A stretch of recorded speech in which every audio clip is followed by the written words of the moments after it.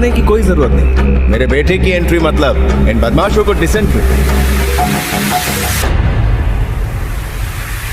उसको समझता क्या? क्या सच्चाई आएगी सामने? क्या हीरोइन है खतरे में? कैसे होगा बदला पूरा?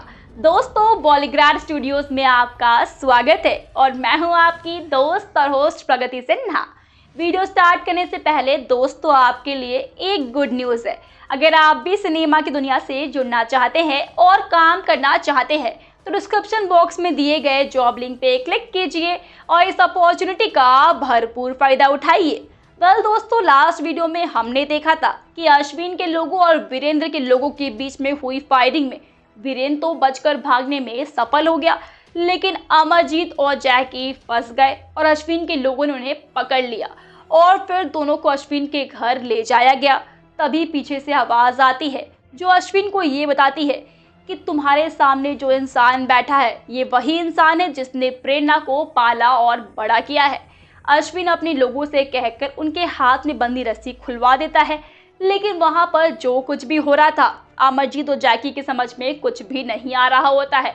अमरजीत हाथों की रस्सी खुलते ही पीछे खड़े आदमी से पूछता है, तुम हो कौन और तुम मेरी बहन को कैसे जानते हो?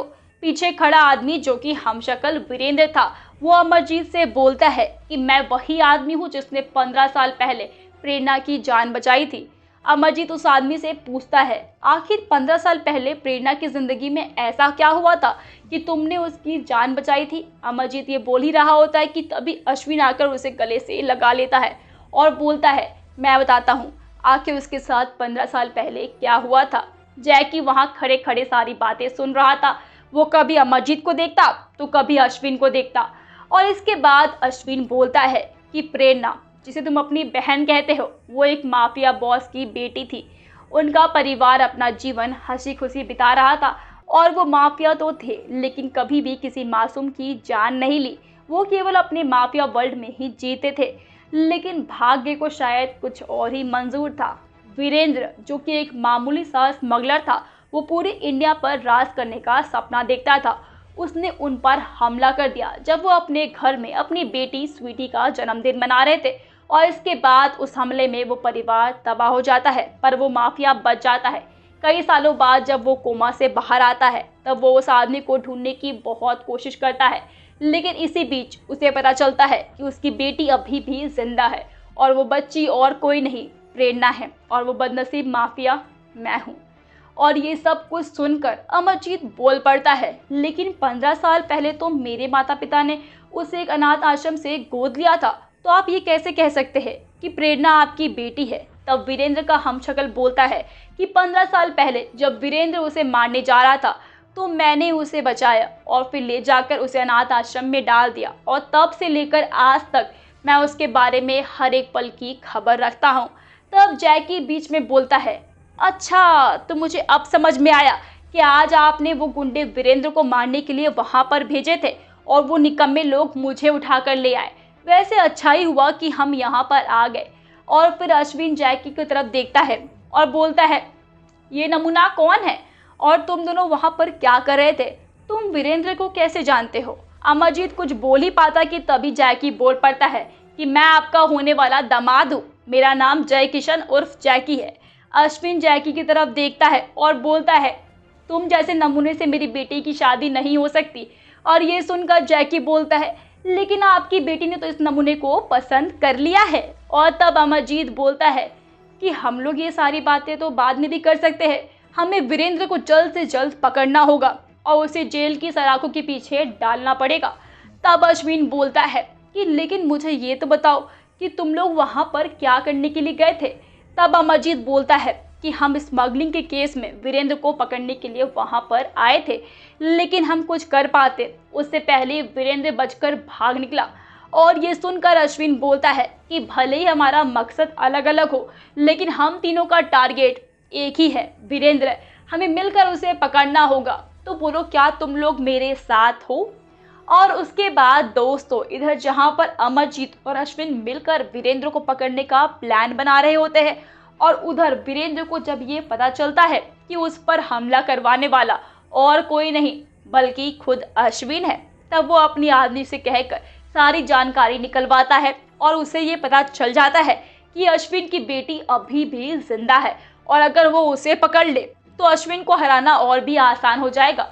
और वीरेंद्र अपने आदमी को भेजकर प्रेरणा को किडनैप करने के लिए कह देता है और वीरेंद्र के लोग उस कॉलेज में चले जाते हैं जहां पर प्रेरणा पढ़ाई करती थी और प्रेरणा को किडनैप भी कर लेते हैं। वो लोग प्रेरणा को लेकर वीरेंद्र के अड्डे पर आ जाते हैं और इधर कॉलेज के स्टूडेंट्स अमरजीत को कॉल करते हैं और कहते हैं, हेलो अमरजीत भैया, कुछ गुंडे यहाँ पर आए थे और कॉलेज से प्रेरणा को उठाकर ले गए हैं, उसे किडनैप कर लिया है।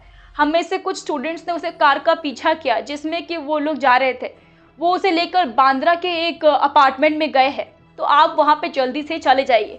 और ये बात करने के बाद अमरजीत फोन रखता है और अश्विन की तरफ देखते हुए बोलता है कि अब वो टाइम आ गया है जब हमें मिलकर बुराई का खात्मा करना ही होगा। और इसके बाद अमरजीत अश्विन को सारी बातें बता देता है। अश्विन अपनी गन निकालता है और तब अमरजीत उसे रोक देता है और बोलता है कि अगर तुम इस हड़बड़ी में वहां गए तो तुम्हारी और प्रेरणा दोनों की जान खतरे में आ सकती है, तुम्हें सोच समझकर काम लेना होगा। और वहीं दूसरी तरफ वीरेंद्र प्रेरणा को सारी बातें बता देता है कि आखिरकार 15 साल पहले उसके साथ क्या हुआ था और उसका असली पिता अभी भी जिंदा है। ये सब सुनकर प्रेरणा थोड़ी सी कंफ्यूज हो जाती है। प्रेरणा को वीरेंद्र ने कुर्सी से बांध रखा होता है। जैकी, अमरजीत और अश्विन तीनों वहां छुपते छुपाते पहुंच जाते हैं। अमरजीत वीरेंद्र के सामने जाता है और बोलता है, मुझे पता है कि तुम एक स्मगलर हो और तुम्हें और इस जगह को पुलिस ने चारों तरफ से घेर लिया है। तब वीरेंद्र हंसते हुए बोलता है कि मुझे पता है कि तुम तीनों यहाँ पे आए हो और इस पूरी जगह में सीसीटीवी कैमरा लगा हुआ है और जब से तुम आए हो मैं तुम्हें ही देख रहा हूँ। जैकी और अश्विन भी सामने आ जाते हैं और वीरेंद्र बोलता है, आओ अश्विन आओ, बहुत दिन बाद मिले। और ये बोलकर वीरेंद्र गन अश्विन पर पॉइंट कर देता है। तभी पीछे से हमशक्ल वीरेंद्र फायर करता है और वीरेंद्र के हाथ से गन गिर जाती है। और इसके बाद जैकी जल्दी से प्रेरणा को छुड़ाकर साइड में ले जाता है। पीछे से वीरेंद्र के लोग फायरिंग करने लगते हैं। तीनों छुप जाते हैं और छुपकर वो भी फायर करते हैं।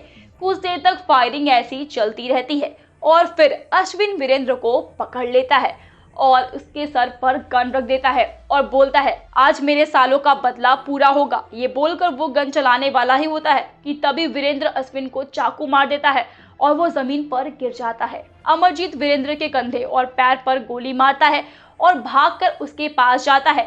वहीं जैकी बाकी बचे गुंडों को मारकर घायल कर देता है। तभी पुलिस की वैन आ जाती है और वीरेंद्र को गिरफ्तार कर लेती है। जैकी और प्रेरणा भी घायल पड़े अश्विन के पास जाते हैं, लेकिन उसके बाद तब तक अश्विन बेहोश हो चुका होता है। तभी उसे लेकर हॉस्पिटल सब लोग जाते हैं। कई दिनों के इलाज के बाद अश्विन को होश आता है और प्रेरणा उनसे मिलने आती है।